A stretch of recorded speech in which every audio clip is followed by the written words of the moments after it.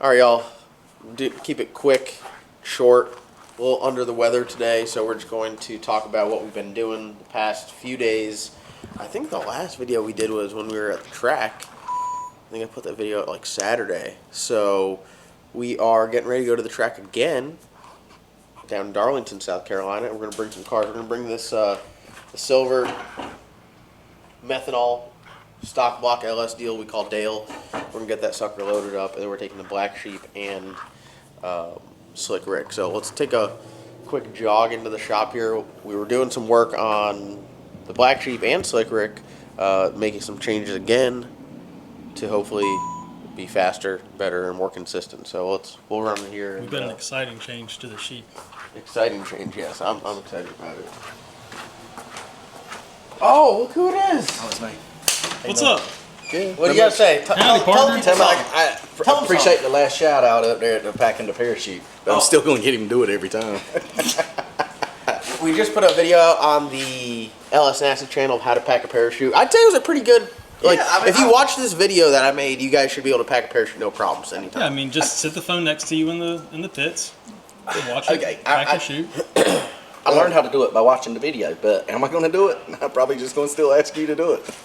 Hey, John. I don't mind packing a parachute. It's quick. Yeah. But I just wanted to. A lot of people have no idea. There's a couple people. There's a couple times where someone will be like, "Hey, can you pack my parachute?" And that sucks. Not being able to just do it yourself. Yeah, so just trying to share some knowledge. You know, something like that. It's simple, but no one teaches. No one you buy the parachute. If you do it the wrong way, then that's gonna bite you in the ass. Yeah, but it's like one of those things where no one says, "Hey, here's your parachute. This is how you pack it." They're just like, "Here's your parachute," and then you're like, "I guess I'm either gonna mess up or I'm gonna do it right." And how many people don't pull their chutes strictly because they don't know how to repack it? All right, before we make it into the shop, I made a video a while ago talking about an LSA build I'm going to do on my daily, my F-Body Camaro. I got a Kong ported LSA, and then I ended up picking up a set of Texas Speed PRC heads. So shout out to John over at Texas Speed. I've been dealing with John at Texas Speed for like 10 years now, and he's a solid dude. Look at those LS3 heads. 6-bolt. Definitely overkill for what we're doing, but I guess, dude, when in Rome. So 403 cubic inch LS iron block, ported Kong blower, some PRC LS3 heads. Just imagine, you could have ended up with some crusty things like this. Yeah. I almost did, dude. I almost did, but we are all right though. We made it out we made it out all right on this one. So, just got some software for plotting the bar angles and everything like that. So that's what I'm going to be doing today as soon as I get done with this video and get it uploaded to you guys, just so we have a baseline. So we've never plotted Slick Rick before. We've plotted the Black Sheep and we know where that is, but we've never plotted Slick Rick. So I got some measurements over here. This is what it looks like. Top bar, bottom bar. You got all your holes on the axle center line. You got them on the chassis. These are on the rear end housing. Just pretty a rough sketch. 102 inch wheelbase, crankshaft center line, 11 and a quarter inch. So not terrible. Oh, sorry, that's for that car. So I'm gonna get that plotted so we know where we're at. For example, like here. This is pretty much what we have going on. Don't look at the numbers too much because I don't want you guys knowing all my stuff. Actually, I don't really care. You guys can look at it. We're full spread on the rear end housing, and then we are in the third hole on the chassis on the bottom, and then we're in the sixth hole. 1, 2, 3, 4, 5, 6. We're in the sixth hole on the upper chassis bracket. And pretty much what we're fighting with Slick Rick, I wouldn't even say we're fighting it. The QA1 mod shocks are great. They have the adjustable valve pack, so if it's too tight, you just pop the other valve pack in there. They've been out of stock on their soft valve pack, which I'm going to get me some coming in here rather quick. Because of that, the shock at full loose with the less aggressive bar angle, that bottom bar was not as far uphill. It was down one hole on the chassis. So you got to think like this isn't to scale, right? Because the bottom bar actually runs uphill. I was in this hole and I couldn't get the car to separate. I didn't do anything but just move it up one hole and it changed my instant center, it changed my anti-squat value, and the car would separate. So I'd like to move it down a hole and then put the soft valve pack in there, and then the car would separate. So that's my game plan. The Black Sheep has a very, very, very soft bar angle, which a lot of people will be like, oh, that wouldn't work, but you can run with the QA1, you could run the shock so loose with the different valve packs that you can run, 104% anti-squat and still have it separate like crazy. And all that does is that just gets your instant center kind of where you want it. So I'm not going to get too much into that stuff, but first look here, if you notice the Black Sheep, back on 28s, it looks like the tire's too small for the wheel or the fender well now, doesn't it? No, it looks great. Does it look great? Yeah. Back on 28s. So we did a gear ratio change. We went back to the 370 gear. We left the converter the same. We didn't change the stator. We're going to go and get some data on this. Solely because right now all of the racing is on 28s around here. There's no LDR race coming up for quite some time. So if we do decide to go back to run LDR, we will then put the bigger tire back in there and put the 389 gear in it. So we swapped the gear, we ran the valves, everything's good. This sucker is ready to go to the track. Let's go over here to Slick Rick. Slick Rick was interesting. We had some pretty severe tire shake incidents at the last testing. The track was not ideal. I saw a couple people in the comments, they were like, man, it looked like everybody was hitting the tires. Yeah, it wasn't the greatest, but it's so close. It's worth a shot every time, to go out there and test. Going down to Darlington, we expect much better prep. And pretty much what happened was we just kept going out there and shaking the tires. It'd go out 100 feet, it'd go out 1.8 seconds, it'd go out 2 seconds, and it would just absolutely rattle the tires to the point where both window latches popped off. The doors, if they didn't have the little guard on the front,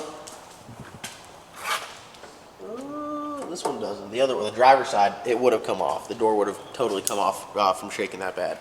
Because of that, the last pass I made felt something kind of like wobbly on the big end.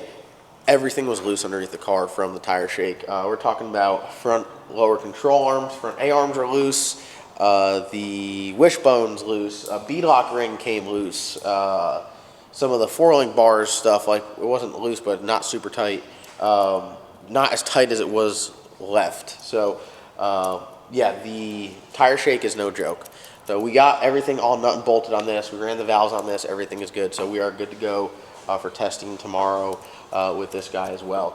David's about to run and go pick up the transmission for Hank. And then, dude, we're going to have a large portion of the race cars ready to go. We've got the Red Lobster just chilling up there as well. And the Silverback Z06 just chilling up there. And Mason's making some good progress on the Colorado. Let's take a peek over here. We'll just do, I guess it's just a shop tour of what we got going on today. Updates.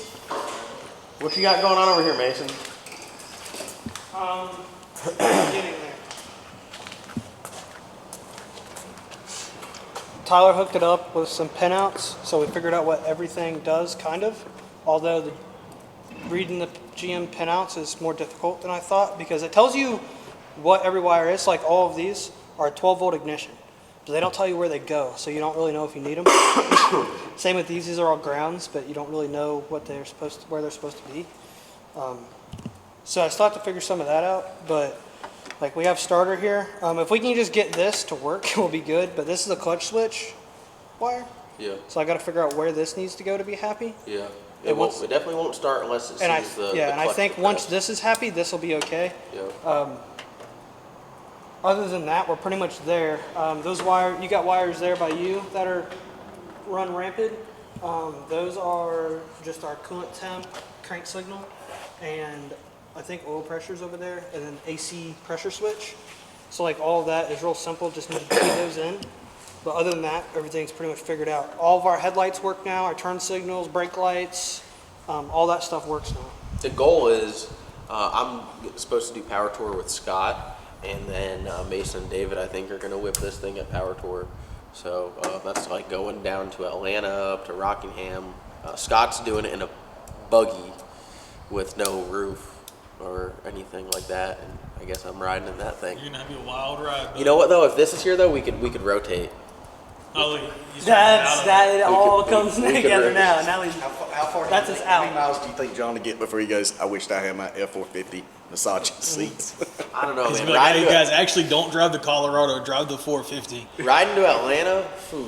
Yeah, so I'm just gonna go ahead and say we're gonna want the AC to work for on Power Tour. are you?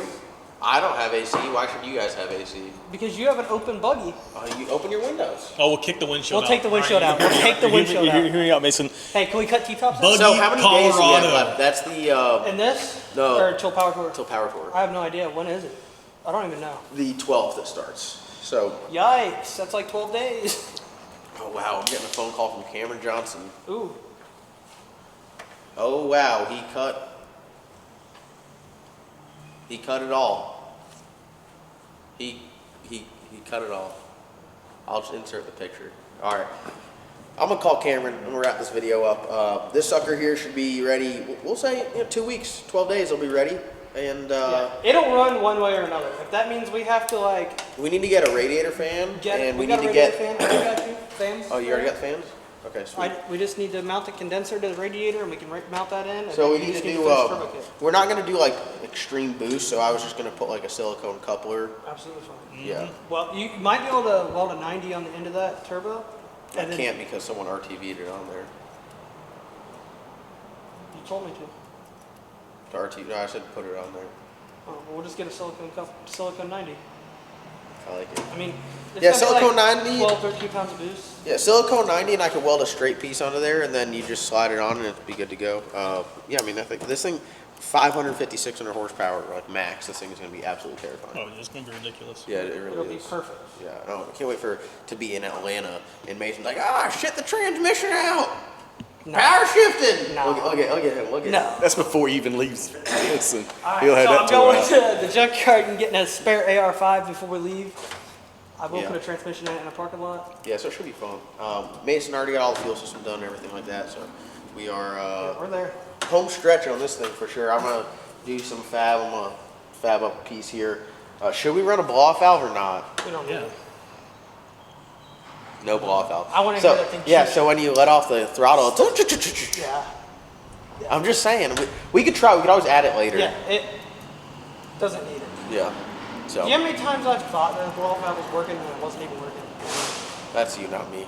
So, all right, I'm gonna wrap it up. We'll see you guys testing tomorrow.